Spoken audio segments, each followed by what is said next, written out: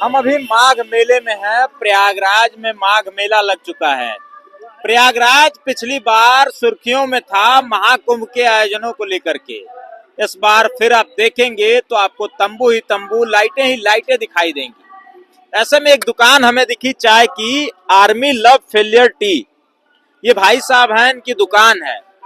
बातचीत करेंगे। ये नाम जब हमने आफ्टर कैमरा इनसे बात की तो इन्होंने बताया कि आर्मी की तैयारी ये करते थे, दौड़ते थे, लेकिन भर्ती ही कोई नहीं आई, इनकी उम्र निकल गई तो मजबूरी में रोजगार के लिए इन्होंने चाय की दुकान खोल ली। क्या नाम है आपका? मेरा नाम सूरज यादव है, जो रहने वाले एशिया का पूरा खुदाईपुर के हैं। हाँ। लगभग 2016 से तैयारी कर रहे हैं हम। हाँ। मिनिमम उनको लगभग 8 साल हो गए और आज तक जो भी आई भी तो पेपर भी दिए हैं। पेपर लीक होने के पहले जो है पेपर का जो है डेट पिछड़ गया, रह गया, पेपर का जो है डेट हटा दिया गया।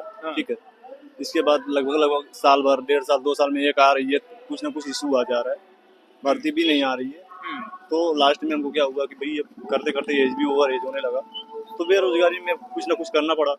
तो ले आके फर्स्ट टाइम में हम बेरोजगारी में यहाँ पे लाके ठेला लगाया चाय का। पिताजी आपके क्या करते हैं सूरज? हमारे पिताजी एक रोजगारी है, ठीक है, कारीगर का काम करते हैं। कारीगर, मिस्त्री, राजमिस्त्री का काम करते हैं। हाँ। जी। बड़ी उम्मीदें, बड़ी आशाएं रही होंगी कि मेरा लड़का कम से कम दौड़ेगा, भागेगा, पढ़ाई लिखाई करेगा, नौकरी पा जाएगा। अब क्या कहते हैं पिताजी? अब क्या कहते हैं, उनका कोशिश था जितना उतना वो अपना कर लिए हैं, मेरा कोशिश जितना था मैं भी कर लिया हूँ। अब भाई गाँव का जो भी फर्ज है ना, ठीक है, बहुत सारा सिस्टम तो है नहीं, हर आदमी एक नॉर्मल रहने वाला ही है। हम लोग कोशिश जो दीवानगी आपकी आर्मी के प्रति थी, गांव वाले देखते होंगे, मोहल्ले वाले, परिवार वाले, रिश्तेदार देखते होंगे कि आपने आर्मी की तैयारी करते करते चाय की दुकान खोल ली, तो हंसते नहीं होंगे, कुछ कहते नहीं है? क्यों हंसेंगे भाई, हमारे साथ में भी रहने वाले बहुत सारे लोग ऐसे हैं जो आज की डेट में फांसी भी लगा लिए थे। एक लोग हमारे साथ में रहने वाले इलाहाबाद में लगभग 2021 से 20 में भी इलाहाबाद में अल्लाहपुर में लगाए थे। अलीगढ़ रहने वाला लड़का था, हमारे साथ में तैयारी कर रहे थे, फांसी लगा लिए थे। इसका इतना दिन से लड़का लगभग 4 साल 5 साल से है। आप भी यहीं इलाहाबाद अल्लाहपुर रह के तैयारी करते थे? नहीं, मैं तो यही झूसी में ही रहा हूँ, लगभग 2016-17 से ही रह रहा हूँ। अच्छा, 9-10 में ही रहते हैं। सरकार की मतलब नीतियां आप लोगों के अनुरूप नहीं है, युवाओं को नौकरी देने में विफल रही है पूरी तरह से। बिल्कुल। आगे कुछ उम्मीदें हैं कि कुछ और पुलिस वगैरह की भर्ती आप देखेंगे और कुछ भर्ती? कोई चांस नहीं है। हाँ, उम्मीद ही नहीं है, बिल्कुल उम्मीद खो चुके हैं। हमारे जैसे ना जाने कितने नौजवान ऐसे परेशान हुए हैं कि लगता है भाई उम्मीद लेके बैठे हैं कि हम इतना तैयारी कर रहे हैं, मेहनत कर रहे हैं, पेपर के लिए क्वालिफाई एजुकेशन भी कर रहे हैं कि इनको इतना जरूरत नहीं है और भी एजुकेशन कर लो, ठीक है, लेकिन उस टाइम लाइफ पे पहुंच नहीं पा रहे हैं। 3 साल का कोर्स है, दूसरा कोर्स करने के लिए BA कर लो, ITI कर लो, IIT कर लो, पॉलिटेक्निक कर लो। प्राइवेट कंपनी अगर हमको करना ही है तो कुछ भी पकड़ के ITI करके चले जाएंगे। आदमी 4 साल 5 साल तैयारी करने के लिए क्या लिए मेहनत करता है, इस दिन रखने के लिए कोशिश करता है कि भाई प्राइवेट नौकरी करना ही है हमको, अगर तो 5 साल 7 साल काहे लिए मेहनत करते हैं। घर वाले भी मतलब अब प्रेशर इसलिए नहीं देते होंगे कि साथ के लड़कों ने खुदकुशी कर ली, आत्महत्या कर ली, कम से कम मेरा बेटा कुछ तो कर रहा है, जिंदा तो है, मेरे सामने खड़ा तो है। जी भाई, माँ बाप के अकेले लड़के हैं, अकेले हैं जी। इस बात की तसल्ली होगी कि सामने कम से कम मेरा लड़का खड़ा तो है। जी बिल्कुल।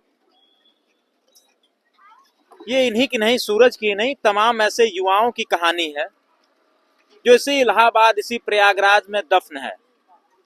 न जाने कितनों ने खुदकुशी कर ली, जिंदगी की जंग हार गए, नौकरी न मिलने का दुख, गम, परिवार की उम्मीदें, माँ बाप का भरोसा, सब कुछ टूटा। टूटने के बाद इस लड़के ने चाय की दुकान खोल ली। सपना था कि आर्मी में जाएगा, फौज में जाएगा, देश की सेवा करेगा।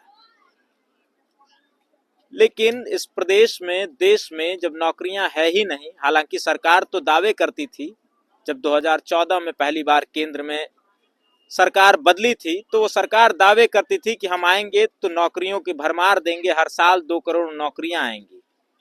वो नौकरियां आखिर कहाँ हैं? वो नौकरियां अगर इस देश में होती तो ये नौजवान जो लंबे समय से तैयारियां कर रहे हैं अलग अलग शहरों में, क्या उनके हाथों में रोजगार नहीं होता, नौकरियां नहीं होती, चाय की दुकान खोलनी पड़ती? सूरज ने जो अपनी कहानी बताई कि इनके साथ के कई छात्रों ने, कई प्रतियोगी छात्रों ने खुदकुशी कर ली, आत्महत्या कर ली, पंखे से लटक गए, ये माँ बाप के इकलौते बेटे हैं। जब बात की गई, पूछा गया कि माँ बाप को दुख नहीं होता इस बात का कि उन्होंने इतनी मेहनत की, इतने पैसे खर्च किए, तैयारी कराई और आप सिलेक्शन नहीं ले पाए। जवाब जो था वो काफी भावुक कर देने वाला था कि परिवार वाले कम से कम ये सोचते हैं कि मेरा बेटा मेरे सामने जिंदा तो खड़ा है, बेशक कुछ ना कर रहा हो, आंखों के सामने है, वही उनके लिए सबसे बड़ी चीज है। ऐसी तमाम कहानियां, ऐसे तमाम किस्से, ऐसी तमाम हकीकत हैं जो शायद कैमरे पे आ नहीं पाती है। हमने दिखाने की कोशिश की है। ये तो सूरज की इकलौती कहानी नहीं, कई छात्रों की कहानी है, कई छात्रों की आप बीती है, जिनका संघर्ष एक 10 बाय 10 के कमरे में दम तोड़ देता है। फिलहाल ऐसी कहानियां, ऐसी तस्वीरें हम आपको दिखाते रहेंगे।